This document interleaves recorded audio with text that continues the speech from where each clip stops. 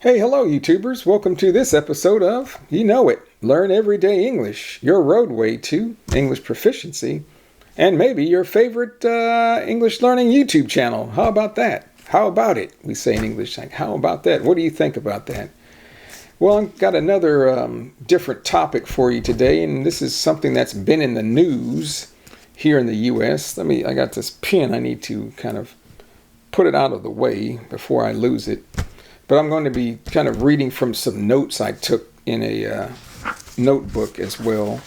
And because I'm going to talk to you about an issue that's going on here in the U.S. and specifically in the state of Florida involving, we say, undocumented migrants, or some people may call them illegal immigrants, but I don't really like that term, so undocumented migrants.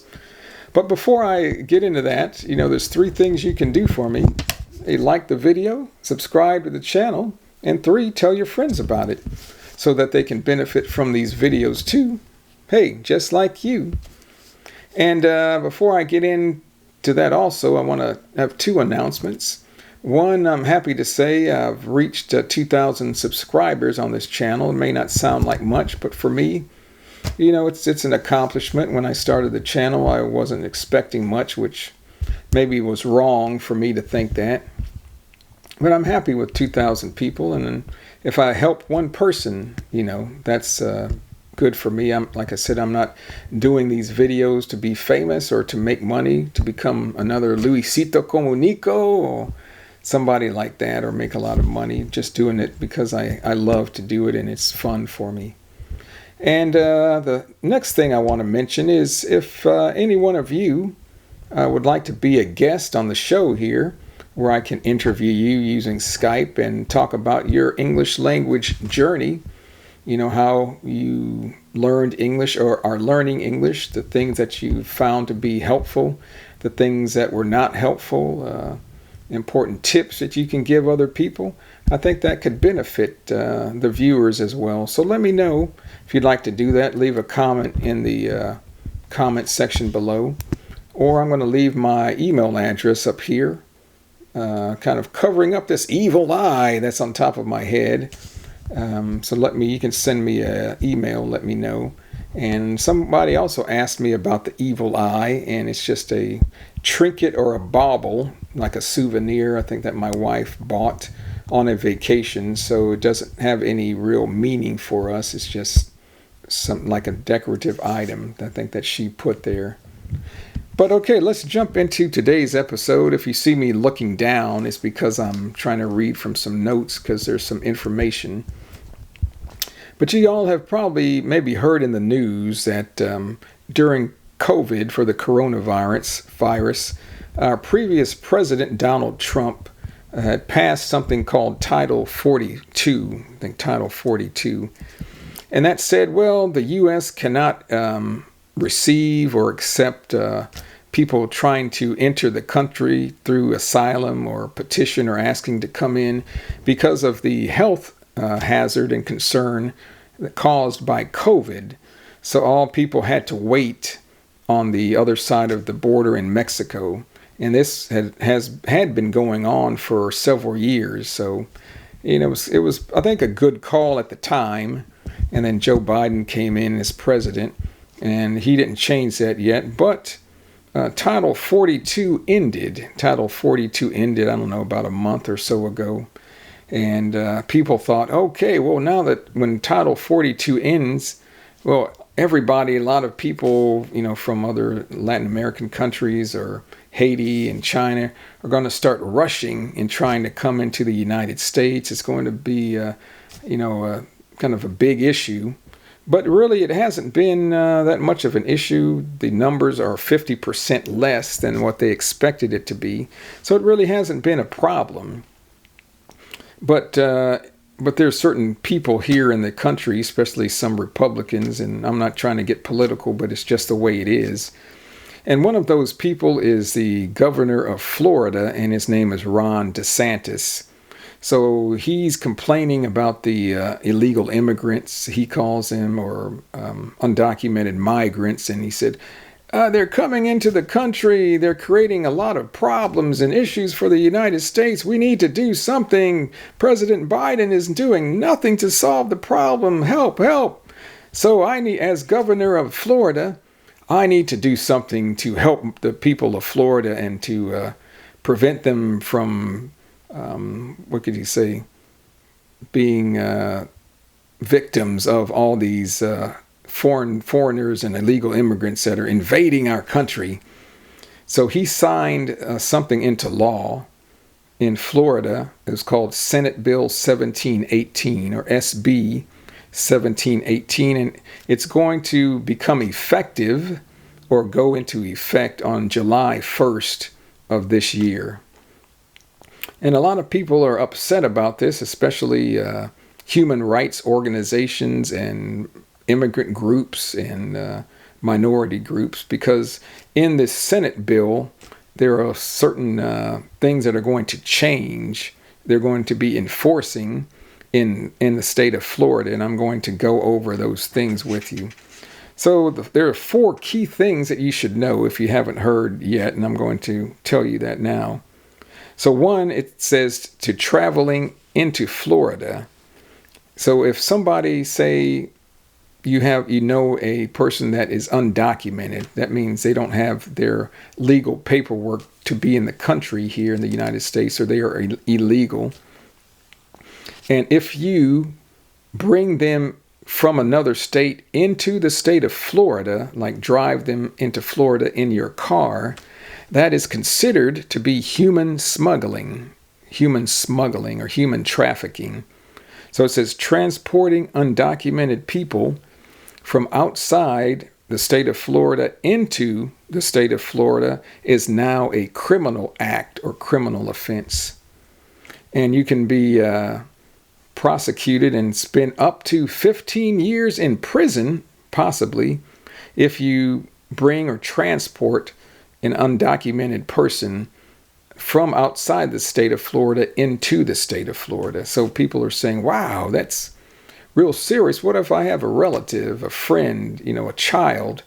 We have to go out of state for something, and then I bring him in. We happen to be stopped by the authorities.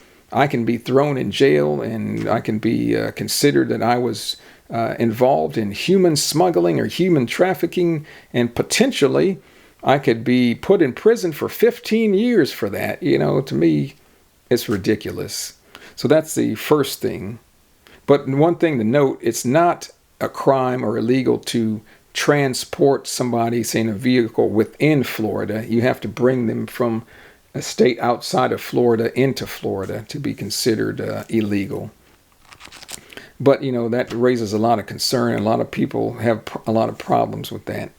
The second thing that the law is going to address, and they're saying a lot of people, may work in other states like California or Texas, and then they may go to Florida to work, or maybe they move to Florida and they have a driver's license, say from California or Texas, or maybe they live in California, Texas, they're going to work in Florida temporarily, and they drive to Florida, and they have a driver's license that is not from the state of Florida.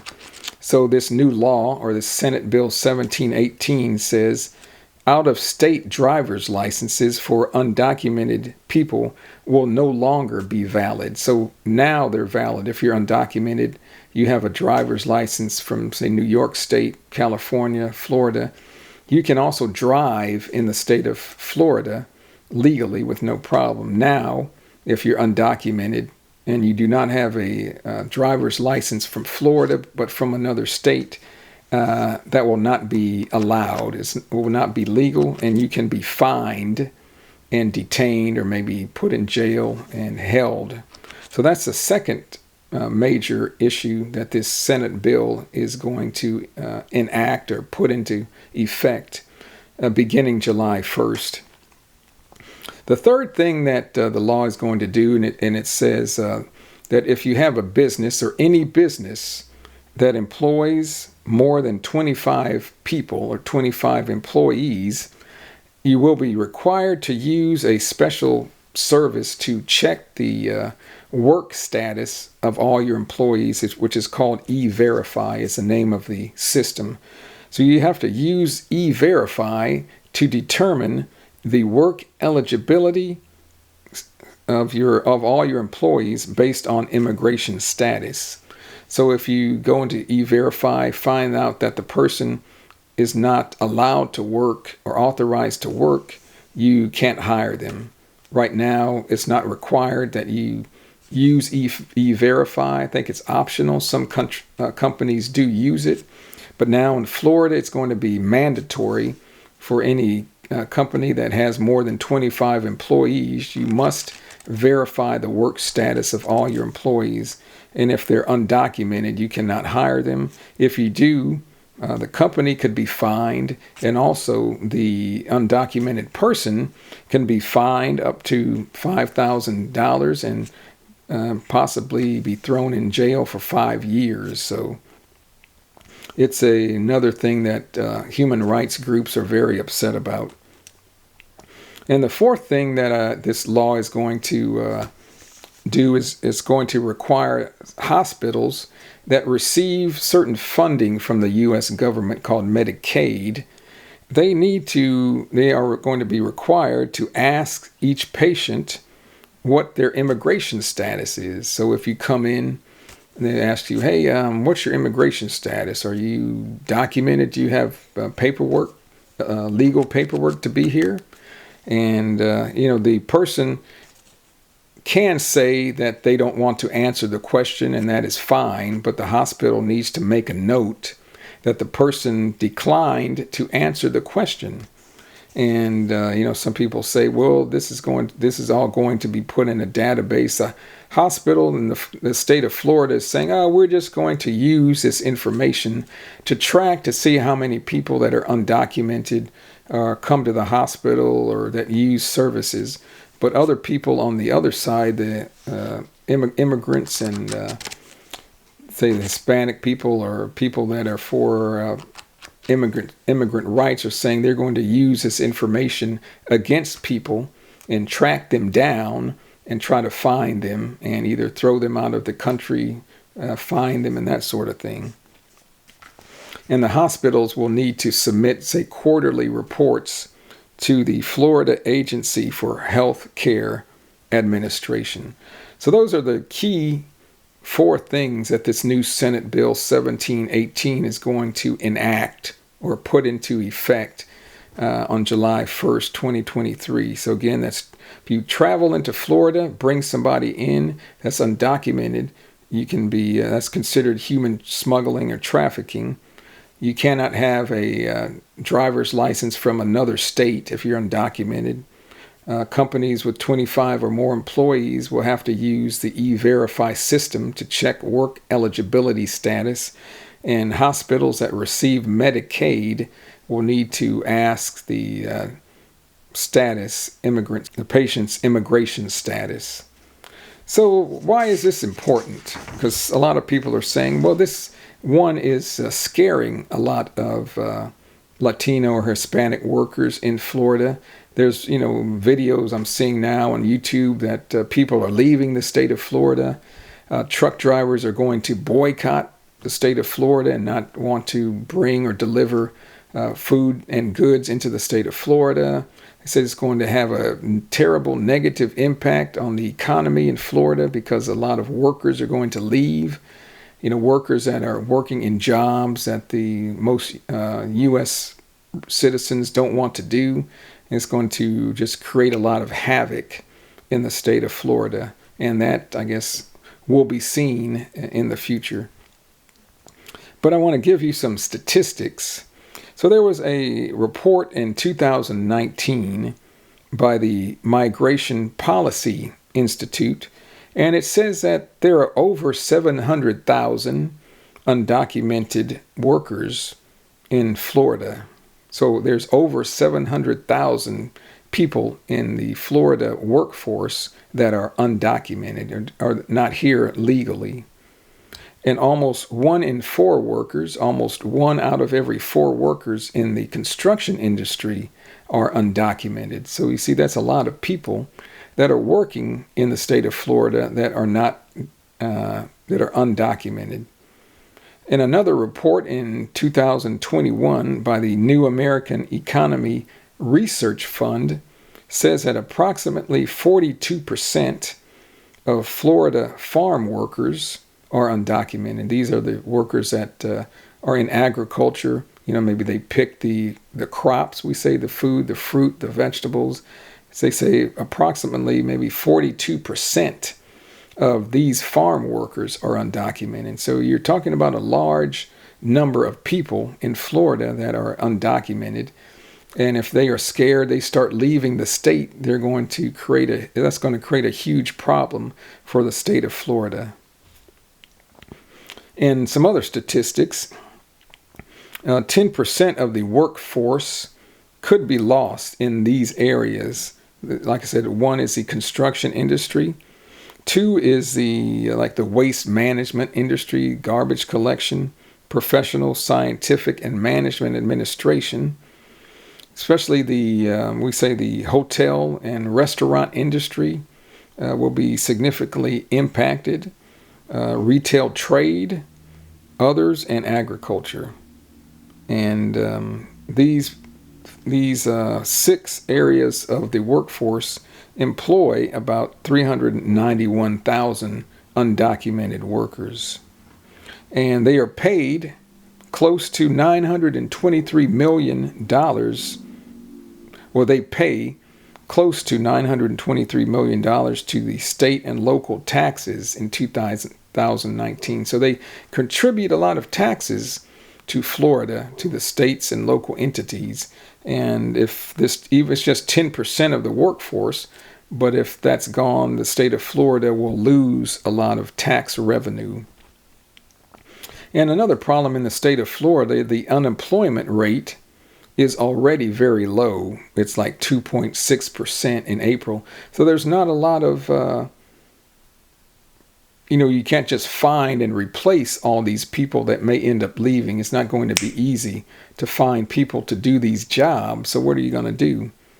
The Florida GDP, or gross domestic product, they say, could drop by $12.6 billion in a year if they see a lot of people leaving the workforce in Florida. And this could be contribute to 1.1% of the total economy of Florida, which may not seem like a lot, but nowadays every dollar counts, and it'll have a serious impact on the state of Florida. And another thing is, it's estimated that 130,000 U.S. citizens in Florida are married to an undocumented immigrant. So 130,000 U.S. Citizens are married to an undocumented immigrant. So they're scared too, because, I can't transport them from outside the state into Florida. I could receive a fine. It's going to be harder for my maybe spouse to find a job because he can't pass the E-Verified check. What are we going to do? So this is going to impact a lot of people. And another statistic for you is that between 150,000 to 200,000 seasonal and migrant farm workers travel to Florida each year from other parts of the United States. So that's 150,000 to 200,000 people, seasonal farm workers, travel from Florida to outside of Florida to work every year. And they estimate that 47% of these people are undocumented. So that means Florida will not have enough people to work in the fields, to harvest the crops and the food. So this could have, like I said, a serious impact on the economy in the state of Florida. So there's a lot of protests going on. I've seen on video in certain cities around the state. And I think things are going to progress and to get worse and worse the closer we get to July 1st. So like I said, time will tell how things are going to go. So you can find a lot of information online about this if you're interested in more, or just follow this in the news. This is good practice for your learning English. Listen to English radio or watch the English TV, and specifically maybe read some newspapers or listen to radio or TV from the state of Florida specifically, if you want to keep up on what's going on in the state of Florida.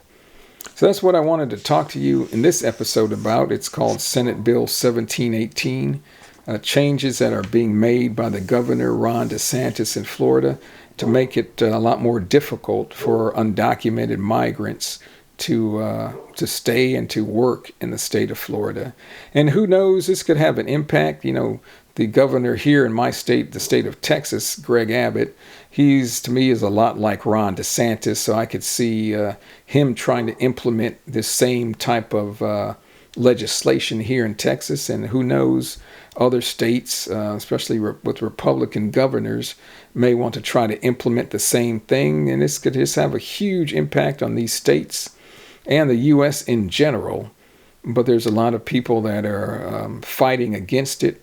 So they may be able to get this change, and we'll see what's going to happen. If it's a disaster in Florida and enough people protest against it, then the governor may have to maybe rescind the law or pull back the law or cancel the law. But we'll see. But in my opinion, I think it's just really not a good thing to do or a good way to go about addressing this issue, because it's really not an issue. Like the governor says, there's really not a lot of problems being created by the migrants, the people that are coming here to the U.S. seeking asylum, or the undocumented migrants as well. Sure, there are some certain issues we need to address, but I think the U.S. needs to maybe look at its immigration laws and to try to tweak them, which means like to make some changes or minor changes or maybe some major changes, but it just needs to be looked at. But the issue is the Democrats want to try to do something to change the immigration laws here in the country, but the Republicans are really against it. And one of the main issues that's still hanging out there, needs to be looked at or addressed, has to do with the what we call DACA recipients or DACA people. These are undocumented people. Last thing I read, I think there may be about between either 7 or 11, maybe 11 million undocumented people here in the country, but they were brought here when they were young, as babies or young children, by their parents. So they really had no option or choice. And then they grew up here in the United States. You know, English is probably their main language, major language. They don't speak, maybe they may not speak the language where their parents came from very well. You know, for example, some people came from Mexico and they left when they were 2 or 3, 4 years old. They've hardly ever lived in Mexico. They don't know the culture, the customs. They probably can speak the language, but you know, to try to send them back to Mexico after living the majority of their life here in the United States, to me, is not right. So I think something needs to be done about these 11 million DACA people. But like I said, the Republicans don't want to address that issue, and they just want to use it as a issue and to complain about and to try to make the Democrats look bad. So that's one thing that's going on here. And, you know, we have an election coming up next year in 2024 for the presidential election. You probably heard or seen things going on about that. And surprisingly, to me anyway, and amazing to me, which doesn't make sense, Donald Trump, our former and ex-president, is the leading contender for the Republican nomination for next year. How is that possible? And but you know, we'll see. Time will tell. But he's in a lot of trouble with some other investigations that are going on in this country. So we'll see what happens. I know President Biden has indicated he's going to run again, and there are some other candidates that are going to run against Biden as a Democrat, as Democratic candidates, and there's also some people that are going to be running as independent candidates. So here in the United States, there are the two major political parties, the Republicans and the Democrats. And then there's a third party that's not very common or as popular, called the Independent Party. But there are going to be three candidates from these three parties that are going to be running. All right, well, that's all I wanted to talk to you about today. It was Senate Bill 1718 in Florida. Hopefully you learned something new, maybe learned a few new words. And let me know, have you heard about this Senate Bill 1718 before? What do you think about it? Do you agree with it or you don't agree with it? Hey, let me know in the comments. All right, that'll do it. Again, hey, like the video, subscribe to the channel, and 3, tell your friends about it so that they can benefit from these videos too, just like you. All right, thanks for watching this episode of Learn Everyday English, and we'll see you later. Goodbye.